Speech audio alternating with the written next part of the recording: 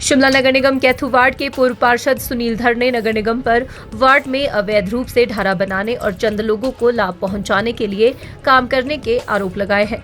सुनील धर ने कहा कि नगर निगम एक सड़क पर अवैध तरीके से ढारा बना रही है, जिसमें शराब का ठेका बनाया जाएगा। इससे ये क्षेत्र नशे का अड्डा बन जाएगा।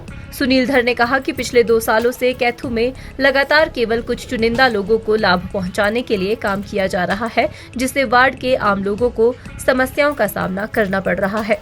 उन्होंने कहा कि कैथू से अनाडेल की ओर उतरने वाले रास्ते पर नगर निगम एक ढारा बना रही है, जिसमें आने वाले समय में उनकी जानकारी के मुताबिक शराब का ठेका बनाया जाएगा।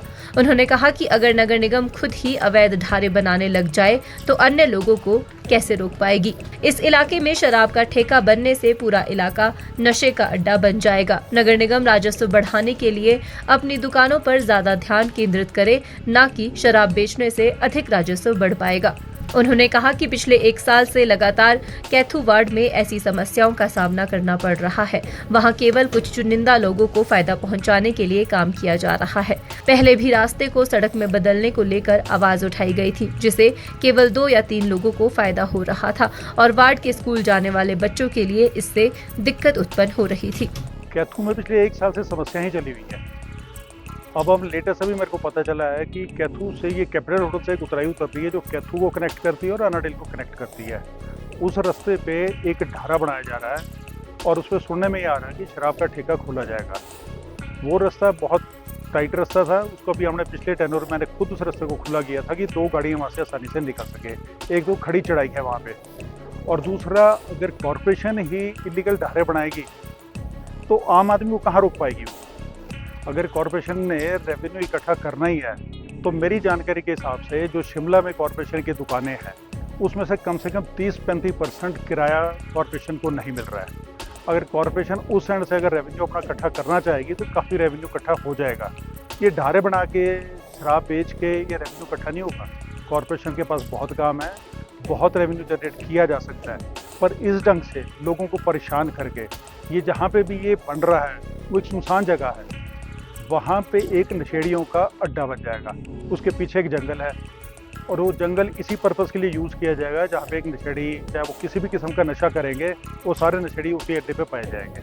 जब वो लीगली एक ठेका खुल जाएगा वहाँ पे तो आप किसी को रोक नहीं पाओगे। चढ़ाई पे वहाँ गाड़ियाँ चढ़ती है, एकदम से कोई शराब पी के सामने आ गया, कुछ आ गया तो बड़ी मुश्किल हो जाएगी आने वाले समय के लिए। लोग वहाँ से चलती है, माताएँ चलती है, बहनें चलती है, तो लोगों का चलना भी मुश्किल हो जाएगा। सुनसान सड़क है, सुनसान सड़क पे लोगों का चलना बहुत मुश्किल हो जाता है। इसके साथ साथ कैथू में एक सीढ़ियाँ थी, बहुत पुरानी सीढ़ियाँ हैं, मेरे ख्याल से अंग्रेज़ों के टाइम से ही है, पिछले 50 साल से मैं भी देख रहा हूँ। उन सीढ़ियों को भी तोड़ा जा रहा है, वो रास्ता वहाँ पे बंद किया जा रहा है। वहाँ पे कहते हैं जी बैंक बनाया जाएगा, उसके साथ एक बिल्डिंग है, बिल्डिंग सफिशेंट है, अगर बैंक भी खोलना है तो वो बिल्डिंग सफिशेंट है, उसको और कंस्ट्रक्शन की जा रही है। वो किस एंड पे पैसे लग रहे हैं, वो बैंक पैसे लगा रहा है, वो कॉरपोरेशन पैसे लगा रहा है, मैक्सिमम लोग वहाँ से जाते हैं, उनका रास्ता बंद किया जा रहा है।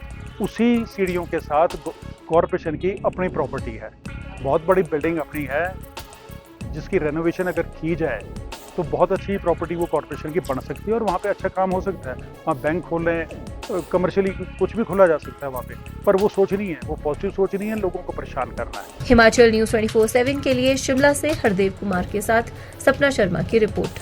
आप देख रहे हैं हिमाचल न्यूज़ 24।